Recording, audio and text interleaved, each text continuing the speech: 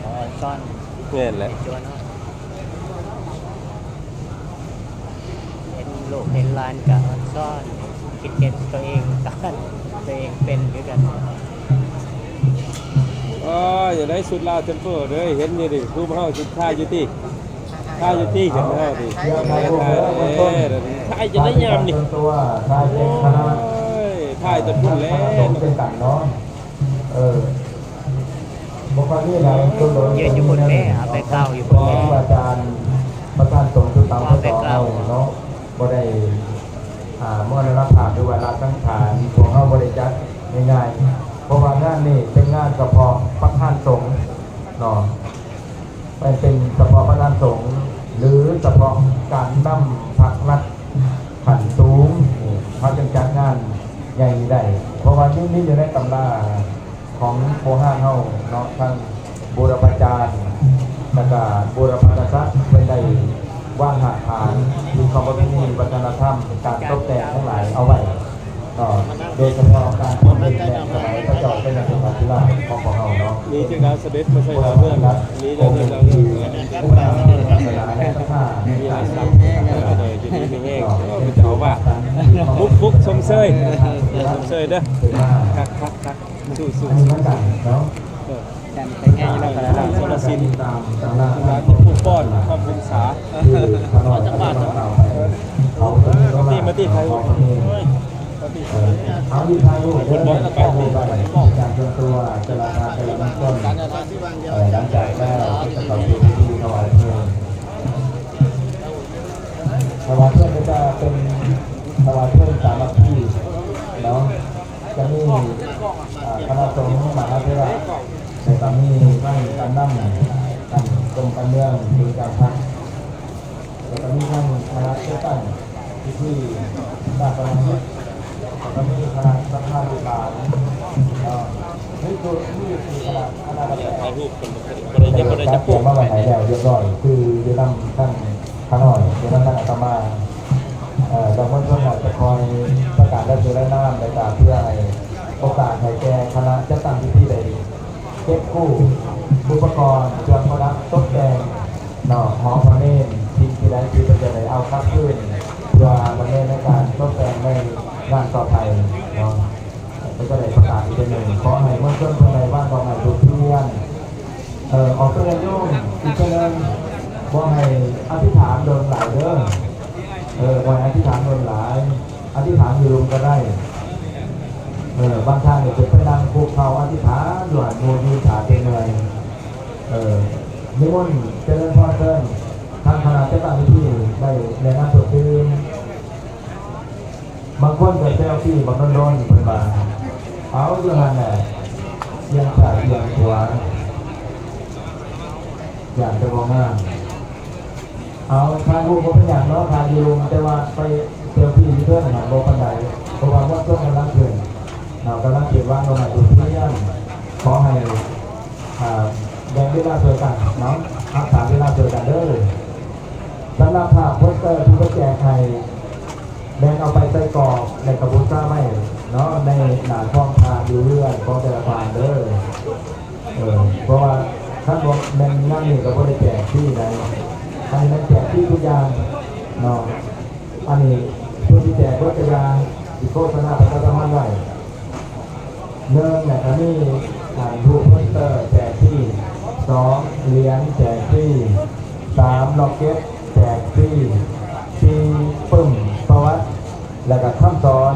อภิธรรมคำสอนของนักประธานตลอดในงานที่ผ่าการสวัสดิ์พวกมาจังกองบนเล่มหนึ่งบัตรนาน้องบรรดาทานทั้งหลายเอาไปอ่านเพื่อเสริมสร้างความรู้สติปัญญาตามหีตามข้อตามรักธรรมคำสอนในบทว่าพระพุทธศาสนาอันนี้เป็นแผนที่จำนวน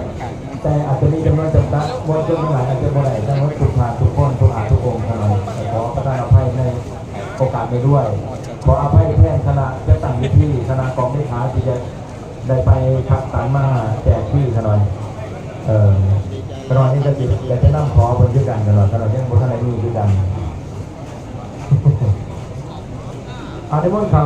บนดันได้ขนาดเรื่องทางรูปแล้วเขาบนดันและอ ออกเป็นอย่างโยมเจ้าทางหัวก็ผู้อาจารย์กับขอนิมนต์เนี่ยจะเป็นวันเพื่อนใดเนาะที่ไปไว้น้อยนึงเด้อเอาเซลฟี่ยูเทิร์นพอดีถ้าที่ลงเพจจะง่ามกว่าไม่ออกจะได้เบิดหน่อยมีสาอโนดาก็ได้เขาสุเมนโรลาดก็ได้สภาพเป็นรองของพระเมนแมนมีตำนานมีที่ไปที่มาเนาะโมเมนต์ธรรมดาเนี่ยป้าหิมพานต์กับป้านี่มีลาดตะทีเชื้อโคงเชื้อเหลืองนะครับมีอย่างก่อนนกฮัสซีลิ่งกระดอกกระเบาพวกถือคนไหนเนาะ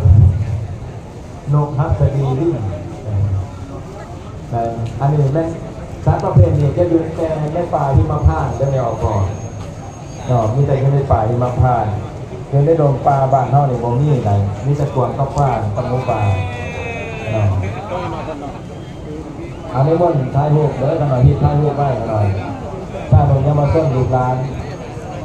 แต่ว่าบ่อยไปกันม้วนส้นจะตื่นเป็นว่าดอกไม้ทุกเที่ยงกันหน่อยท่านไหนเอาต้นกระพึงมากก็เอาไปว่างเลยต้องดอกไม้ทุกเที่ยงเนาะนอกบุญตาคุณถวายบุญแด่ดวงที่ดวงงานรับประทานเนาะเอาขึ้นไปวางเลยตั้งคณะกรรมการปฏิไปคัดสรรเบิ่งดอกนี่แต่ว่าของเครื่องเตรียมผ่าไตเป็นการส่วนตัวมากเอาขึ้นไปว่างพร้อมดอกไม้ทุกเที่ยงเลยเด้อตอนทำเขาจะมีที่ว่างดอกไม้ทุกเที่ยงและก็ทอดถวายผ่าไตที่ว่ามังสกุลอีกที่ว่าเป็นพิธีการรวดเดียวจบเนาะจะบ่มีต่อได้เนาะที่ว่าถวายเพิ่มแต่ก็ถือว่าจบพิธีอย่างเป็นทางการในการสร้างปณิกิจในครั้งนี้เนาะเอาดีไปไว้หน่อยหนึ่งเด้อมอนชนเด้อเล่งมือจ้าหน่อยปวดธรรมดาบ่แหล่ผู้ใดบ้านประมาณตัวเทียนแล้วหยิบมาถ่ายรูปเนาะบนเดินนั่งคณะสงฆ์ที่ตะกวางอยู่บ่อยไปออกันอยู่บนเดียวเด้อผู้ใดเมืองยามแต่กับรับไปนั่งบนเก่าเพื่อจะได้ตื่นต้นเมืองยามบารมีแล้วก็ส้มแล้วก็อนุโมทนาสาธุการน้อมส่งดวงวิญญาณของยมประธานเขาจะมีพิธีอีกพิธีใหญ่อันหนึ่งคือการถวายเพลิงเนาะทำมาเพิ่มกับแม่นห่อนหรือว่าไฟนั่นแหละเนาะแต่ว่าข้างหน้าห้องนี่เพื่อเข้าใจตู้ที่แต่ว่าถวายเพิ่มห่อนเนาะแต่ก็มาถวายเพิ่มห่อนไฟดับอยู่กับบอลไฟดับเลยขอเจริญพรเชิญการนำบรรดาคณะจะตั้งพิธีที่ได้ถูกแต่งตั้งเนาะจากคณะการนำบรรดามาเป็นคณะพิสอบทราบภารกิจขอเจริญพรเชิญเด้ออันนี้เป็นคณะรัฐมนตรีเนาะคณะรัฐมนตรีคณะเจ้าพ่อทั้งศูนย์การในราชต่างชาติรัฐมนตรีประจำสำนักงานนายกรัฐมนตรีกระทรวงภายในรัฐมนตรีกระทรวงการเงินและก็ท่านเจ้าพ่อนครมิจันทร์พ่อประธานศูนย์การในราชต่างชาติ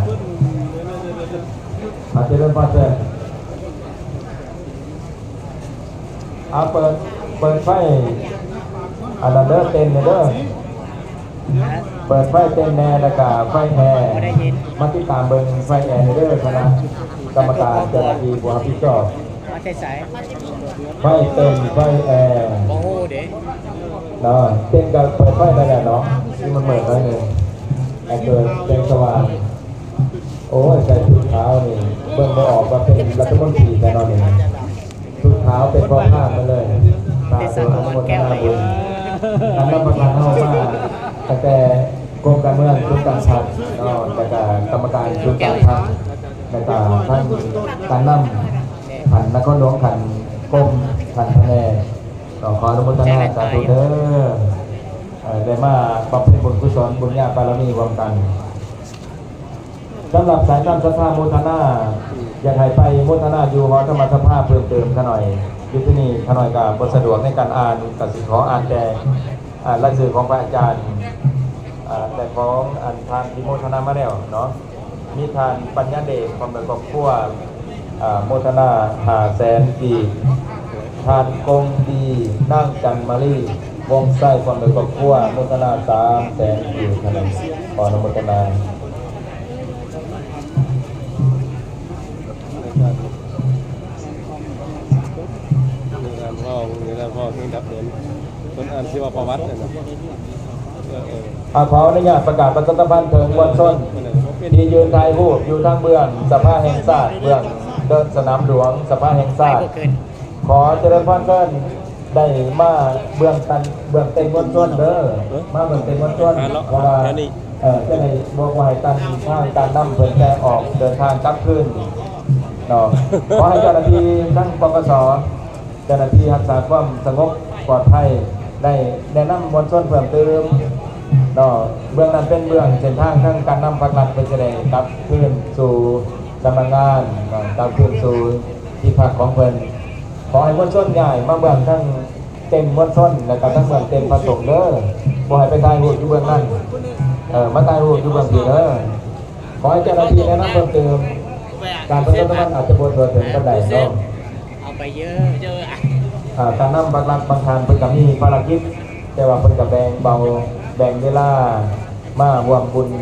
กุศลนำพวกเฮาเนาะในการน้อมส่งดวงวิญญาณของพระอาจารย์ใหญ่เป็นครั้งสุดท้ายแล้วครับพื้นที่สู่ที่พักของเพิ่นเนาะหลังจากแล้วภารกิจอันสำคัญเนาะขอให้มวลชนจงหลีกทางถ้าเบื้องเต็มการนำและก็เส้นทางที่จะออกไปทางสนามหลวงเบื้องสภาแห่งชาติขอเจริญพรเชิญทั้งคณะเจ้าหน้าที่เนาะปกสเนาะได้แนะนำเพิ่มเติมทั้งเบื้องสภาแห่งชาติเด้อแนะนำเพิ่มเติมในทั้งการนำบัตรประชาชนเดินทางกลับขึ้นสำนักงานขึ้นที่พัก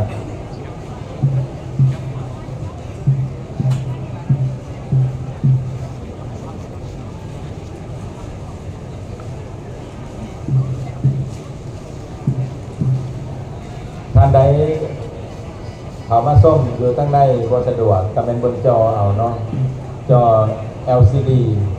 ขนาดใหญ่เนาะมีอยู่2จุดบอกในประลัมพิธีในที่นี้เนาะขนาดจะต่างพิธีใดจัดไว้เพื่ออำนวยความสะดวกให้กับกับต้นญาติโยมทั้งหลายให้กับบรรดาทานที่บ่สะดวกเข้ามาอยู่ในภายในหอพระเมรุเนาะมาพี่เด้อมวลชนมาทั้งเบื้องคณะสงฆ์แต่ก็ทั้งเบื้องเต็มมวลชนเต็มอักษร C เต็มอักษรตัว B เนาะเบื้องนั้นจะเบื้องทั้งการนำบัตรเพิ่นจะได้เดินทางกลับเนาะหลังจากเพิ่นเฮ็ดพิธีสำคัญในงานชาปนกิจเรียบร้อยเพิ่นจะกลับคืนสู่สำนักงานขอผิดวันน้อยหนึ่งน้องมวลชนยังหลายปานใดแล้วคัดพร้อมแล้วก็ยกมือเด้อแล้วก็ผู้ใดว่าน้องใหม่ตัว